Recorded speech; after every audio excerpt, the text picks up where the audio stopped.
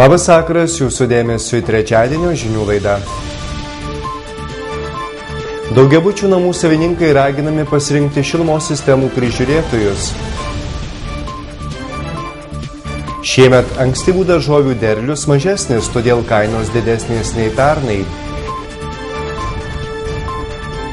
Šiemetės miesto dienos vilios naujomis idėjomis, netradiciniais renginiais ir gausiu šokėjų būriu.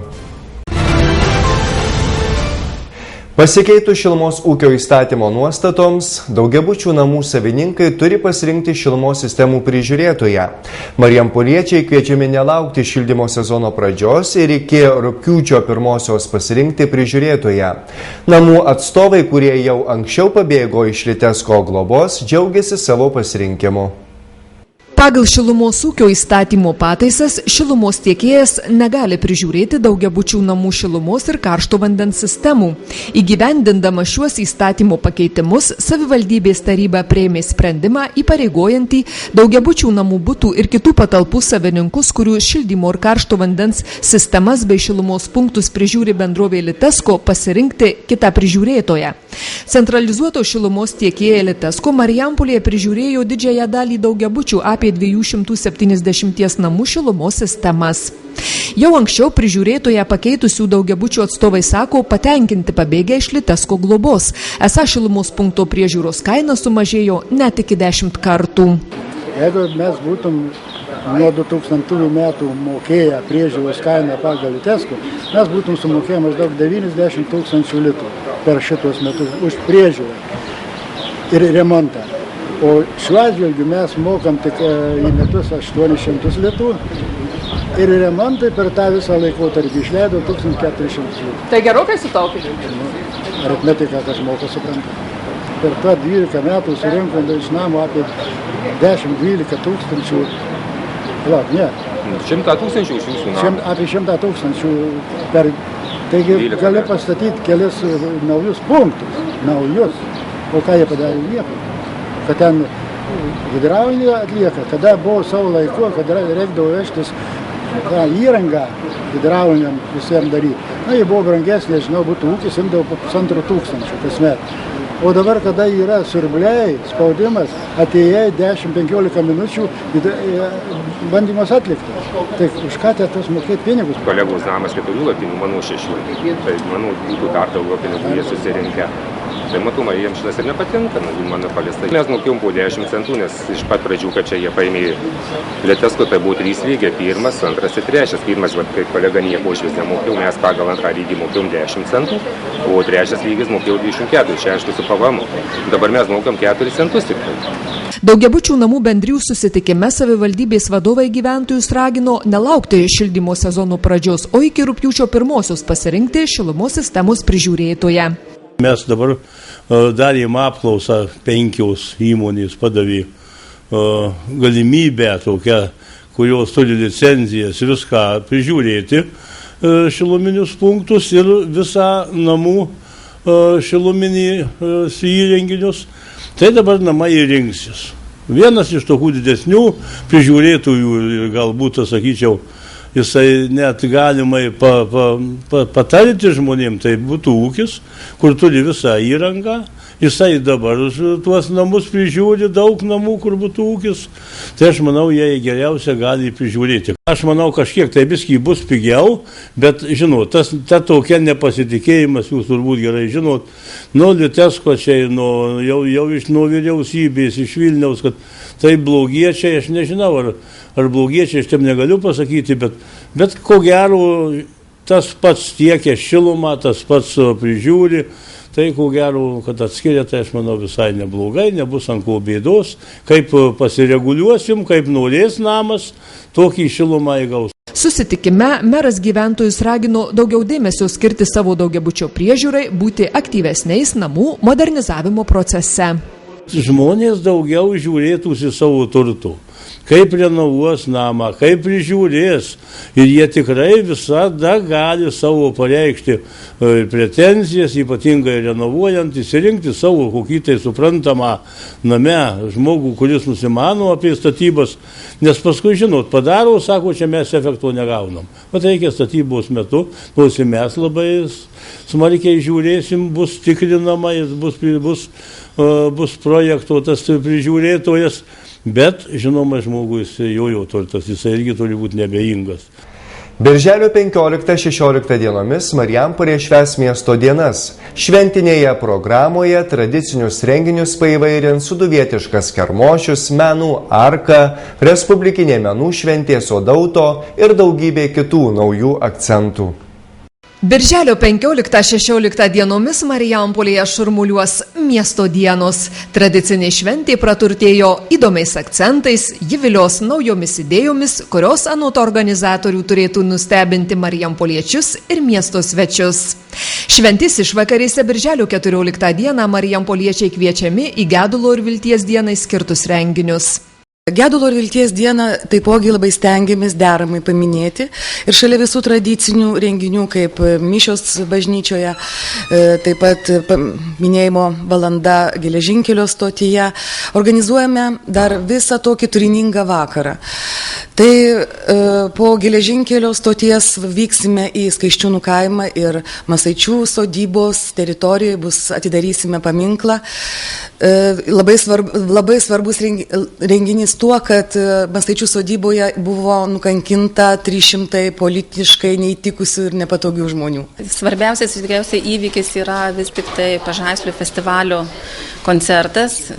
Bus atliekamas Mocarto kūrinys Requiem ir kviečiame iš tikrųjų į tokią įspūdingą erdvę, netikėtą ar netradicinę, tai mūsų Arvi cukraus produkcijos sandėlį. Toliau persikelsime į poezijos parką, kuriame vyks poezijos ir muzikos toks vakaras, ešelonų broliai, ešelonų sesės. Ir jame pasirodys ne tik tremtinių chorai, bet kartu atvyksta mūsų svečiai iš Vilniaus aktoriai ir renginį ves Petras Venslovas. Po to gavome pasiūlymą pažiūrėti ir parodyti kartu iš Liaudies kultūros centro teatralizuotą tautinio kostiumo pristatymą. Ir pati gražiausia programa, tai Raštų Pinė, bus parodyta Basanavičiaus aikštėje scenoje. Ir aišku, šitą dieną vainikuos Aistės Milgevičiūtės su grupės Skylė ir pristatys patriotinių dainų tokį koncertą. Šeštadienį ir sekmadienį Jono Basanavičiaus aikštėje šurmuliuos suduvietiškas kermošius, o jame tautodailės tradicinių amatų dirbinius, kulinarinio paveldo gardumynus pristatys per 100 dalyvių iš įvairių Lietuvos kampelių. Kęstučio gatvėje vaikų džiaugsmui veiks atrakcionai. Poezijos parke bus įkurta sveikatingumo oazė. Šiemet mes sugalvojame tokią naujovę. Jeigu iš tikrųjų tai taps tradicija, tai būsime labai laimingi. Įkūrėme sveikatingumo oazę. Susirenka žolininkai, garsiausi Lietuvoje, galima sakyti, Jadvyga Balvočiūtė iš pat ryto paskaitys paskaitą, Adelė Karaliūnaitė pristatys zanavykų arbatos ruošimo ceremoniją, Žolinčių akademijos lektorė Petraitienė žada pademonstruoti senovinės duonelės kepimą, išvirti duonos kukulių sriubą. Labai nudžiugome, kada prie žolininkų prisijungė Lietuvos pirtininkai. Jie yra pažadėję supažindinti su visomis Lietuvos pirties apeigomis, išmokyti rišti vantas, turės masažo palapinę, išmoks teisingai vanotis. Be žolininkų, be pirtininkų prie mūsų prisijungė ir sporto entuziastai. Marijampolės lankininkų klubas Ugninė strėlė supažindins su savo inventoriumi, leis išbandyti ir rankos taiklumą rankos miklumą, o kies taiklumą. Klubas Aikido ruošia savo pasirodymą. Įsijungė treneriai, kurie praves zumbos sportinio šokio pamokėlę. Be to galima bus susipažinti su jogos pradžiamoksliu. Tiesiog poezijos parko kiekvienas kampelis virs krūties įdomybėmis. Savo veiklą pristatys Sūduvos medžiotojai su svečiais Suvalkų krašto atstovais. Gedimino gatvės pradžioje įsikurs menų arka, joje malonės akimirkas kurs dailės ir fotografijos profesionalai, savo pasirodymą išdžiugins muzikos mokyklos moksleiviai ir pedagogai bei dramos teatro aktoriai. Dar viena Arvydo dovana miestui – Kauno dramos teatro spektaklio Kybartų aktai premjera. Šis Vytauto Balsio režisuotas spektaklis bus rodomas birželio 15 dieną Cukraus fabriko klube. Miesto dienose netruks pramoginių akcentų. Ši šventė turi labai tokį plačių mostų ir labai daug įvairiausių akcentų. Jinai pasižymi masiškumu. Tai yra tai, kad kuo daugiau įvairiausių grupių dalyvauja šventėje, tuo daugiau nuostabių akimirkų lieka atmintyje. O šurmuliuos ir pati svarbiausia diena, tai bus šeštadienis nuo pat ryto, prasidės ne tik mugės, bet ir po šventės atidarimo 12 valandą, 7 valandas turėsime įvairiausios liaudiškos populiarios muzikos koncertinių programų ir dalyvaus ne tik mūsų kaimynai iš Kalvarijos, iš Kazlų Rūdos, bet koncertinę programą parodys ir gruzinų ansamblis, ir lenkų ansamblis, ir be abejo mūsų kolektyvai. Toliau estafetę perims roko grupės, tai Deep Acoustic ir Skyders atvažiavę iš Vilniaus. Ir, aišku, žvaigždės. Žvaigždės tai violončelininkų trio iš Latvijos Meloem ir Mantas su grupe. Marijampolė 3 dienas taps šokių sostinė. Apie 2600 šokėjų iš 35 šalies savivaldybių pasirodys respublikinėje šokių šventėje Sodauto. Ji vyks birželio 16 dieną 19 valandą Arvi futbolo arenoje. Organizatoriai kviečia nors trumpam pamiršti rūpesčius ir nudžiuginti miesto svečius su duvietišku svetingumu ir gera nuotaika. Juk šios šventės šūkis Marijampolė Sūduvos sostinė. Atvyk, pamilk, pasilik. Ūkininkų turgeliuose klesti prekyba ankstyvosiomis daržovėmis. Šiemet už daržoves tenka mokėti daugiau nei pernai. Ūkininkų teigimu kainas pakėlė prastesnis derlius, kurį lėmė nepalankūs orai. Ūkininkų turgelyje savo užaugintą produkciją prekiaujantys daržovių augintojai džiaugiasi, pirkėjų netrūksta. Tiesa pripažįsta, šiemet už daržoves prašo daugiau nei pernai. Prastas derlius, gal oro sąlygos, gal atrodo, kad jošios yra neblogos, bet visumai labai temperatūrų svyravimai buvo pavasarį. Tai tokios problemos buvo biškutį. O taip tai kopūstai va mažiai užaugė ir agurkų derlius labai prastas, už tai kainos laikosi. Kainos labai palyginus didelės pagal kitus metus, nes pas visus turbūt neužaugo. Ne tik pas mus Lietuvoje, man atrodo, pas kaimynus Lenkus mažiau užaugo. Palyginus derlius yra prastesnis, už tai, kad pavasaris yra daug vėsesnis. Už tai, kad šįmet, žiūrėkit, buvo šalta, dabar staigiai užkaitino vėl. Tai salotos karsta, tai vėl kas darosi, tai kirmyt pradėjo ridikai, pavyzdžiui, kad aš tokį karščiai, biski nenatūralus oras už tai. Viskas po biski uždėjai, tik priežiūros daugiau reikia. Šįmet brangiau biski parduodam, bet tuoj pigs viskas, nes už tai, kadangi jau kada atšyla labai greitai krenta kaina. Už kilogramą agurkų ūkininkai prašo nuo 6 iki 5 litų, salotų kilogramas kainuoja 10 litų, kilogramas kopūstų 4, brokolių 6 litai, ridikėlių ryšuliukas kainuoja 1,5 lito. Mūsų kalbinti pirkėjai sako, pasitikintys ūkininkų produkciją ir daržovių prekybos centruose neieško. Prekybos centre niekada neperku, gal negalima taip sakyti, bet sakau atvirai, jeigu norit. Niekada neperku, nes čia prekybos centrai visi, tegu nepyksta manęs. Iš viso pasaulio atliko suvežta su visa chemija. Kaip kainos, ar nesikandžioja?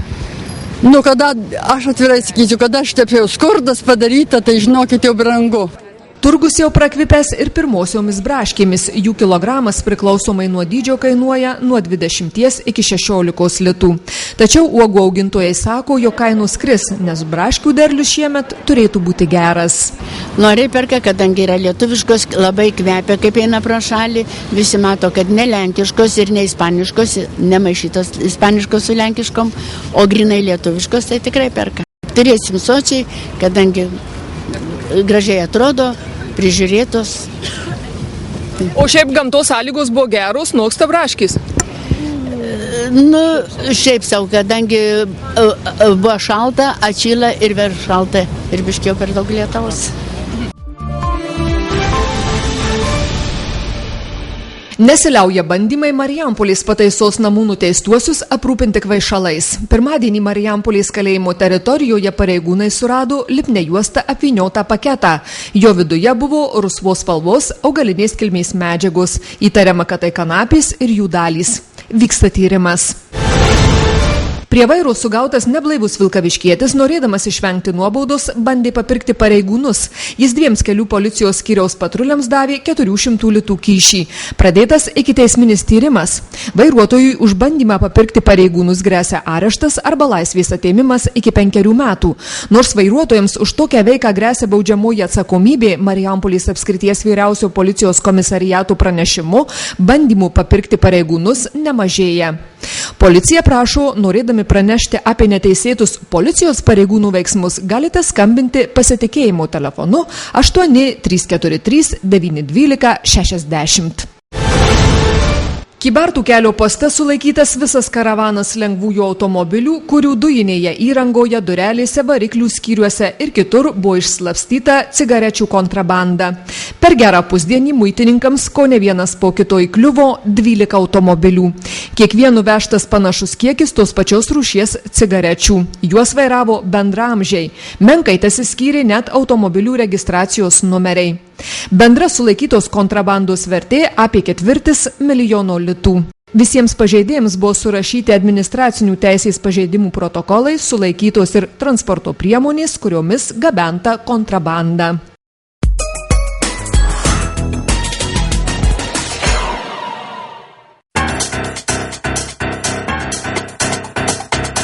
Daugybė klausimų ir tik vienas atsakymas. Ordo kuro sistemų servisas.